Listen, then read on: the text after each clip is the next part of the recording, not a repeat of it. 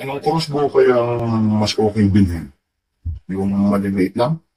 O yung mga full size na crossbow ng mga lalaki?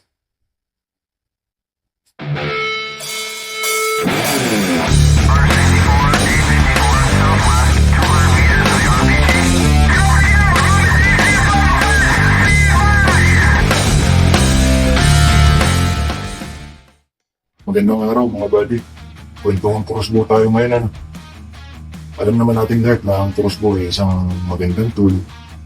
Kasi bukod sa pwede mo siyang gamitin sa offense and defense, ay pwede mo rin siyang gamitin pag-hunt ng pagkain. Pwede mo rin siyang gamitin sa hunting, no?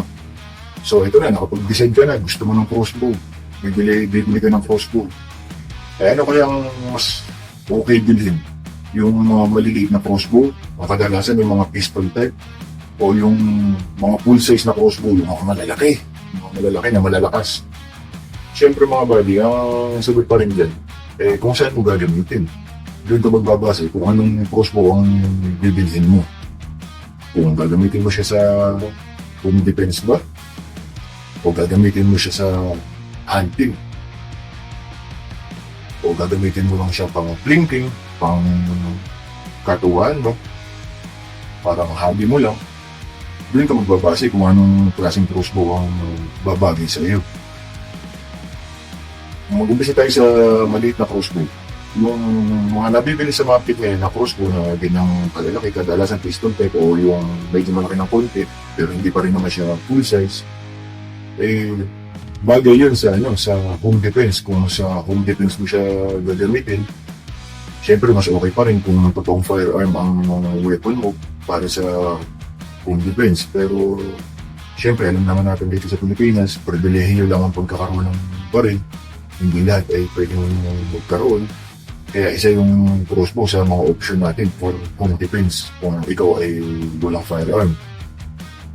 Ang bagay na crossbow para sa home defense, sa aking opinion, ay yung mga maliliit na crossbow lang. Unang-una, kasi madali siyang i-maneuver pag sa bahay mo gagamitin. Pag sa loob ng bahay o sa bakuran, pwede kang makamaneuver sa mga masisipit na corner at sa mga maliliit na space. Unlike pag yung malaking crossbow, mahirap talagang yan. Siyempre, mahirap i-wasi-wasi-wasi, mahirap i-tutok pag sa mga masisipit na spaces. Isa pang advantage ng mga maliliit na crossbow pag sa home defense mo gagamitin, ay siyempre, yung draw weight niya ay hindi ganun kataas. Ibig sabihin, madali mo siyang maikakasa.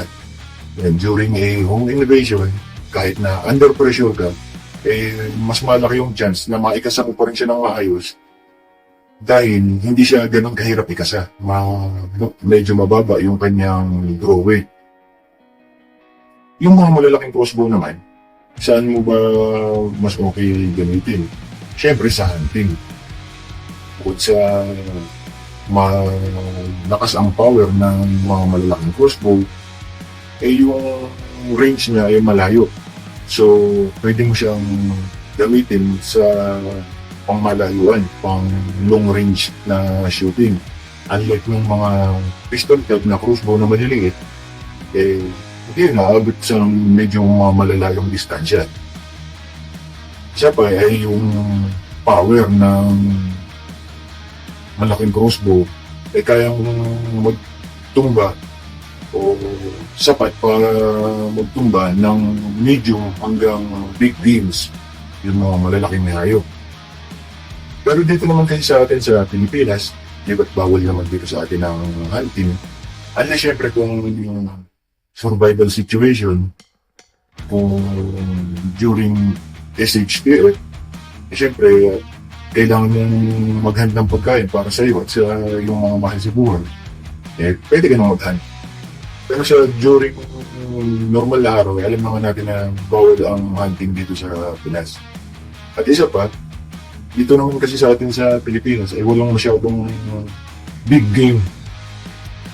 Ibig ko sabihin, wala ka namang i-hunt dito na leon, mga ganyan, mga ganong kalalaki.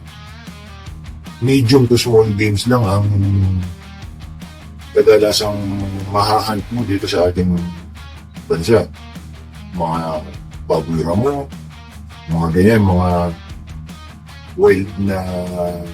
wild animals na more or less kasing laki lang ng kambing, paliit. Yung ating mga wild ducks, mga isda, hindi mo naman kailangan ng sobrang lakas na crossbow, dahil pag sobrang lakas naman ng crossbow mo, baka malasak lang yung iyong iyahan. Hindi mo rin mapakinabangan ng maayos yun. Tandaan niyo mga buddy, huwag kayong maghahunt ng para sa katuwaan lang ha. Pag hinant mo, pag pinatay mo ang hayop, dapat kakainin mo yan. Dapat yun ang purpose mo. Hindi pwede yung maghahunt ka lang tulad ng ginagawa ng mga ibang bansa na naghahunt lang sila para sa trophy hunting. Bagay para lang sa kasiyahan. Hindi ako naniniwala sa ganun, hindi yun nakakatuwa. At hindi yun kalugod-lugod sa ating inang kalikasan. So pag maghahunt ka, dapat yung para sa pagkain. Pero isa pang advantage din naman ng malaking crossbow, bukod dun sa kanyang lakas, yun nga, yung sinila sa nagbanggit ko kanina, pwede siyang long range. So, syempre, pag sa hunting mo gagamitin, once na maramdaman o makita ka ng iyong target, malaki yung chance na hindi mo yun mahuli o hindi mo yun matamaan dahil makakatakas yun. Pero kung ang crossbow mo yung mga malalaking crossbow, pwede kang magtago sa malayo-layo. Sa hindi ka makikita, hindi ka maririnig at hindi ka mararamdaman ng iyong target na game. O yun mga buddy ha. Ang maliit na crossbow, mas okay kung sa home defense dahil madaling i-maneuver at madaling magkasap. Ang malaking crossbow naman ay mas okay sa paghunt ng pagkain during times of chaos na kailangan mong maghunt. Mas effective ang malaking crossbow. Okay na siguro mga buddy, siguro may nakuha naman kayo idea dito sa ating video. Sana'y nakatulong. Pahabol pa lang mga budget. Kung naman meron lang din kayong budget, may disenteng budget naman, para hindi na kayo maguluhan kung anong bibili yung crossbow, kung yung maliit pa o yung malaki, di bumili na lang kayo ng tigisa. Bumili ka na isang maliit for home defense at yung isang malaki para sa hunting o sa kung anumang ibang purpose na mas kailangan mo yung mas malaki at mas malakas na crossbow. Bili ka na lang pareho. Sige mga buddy, ingat kayo, ingat. Kung saan mang panig kayo ng mundo naroon, ingat kayo lagi. Sana nakatulong itong video na ito.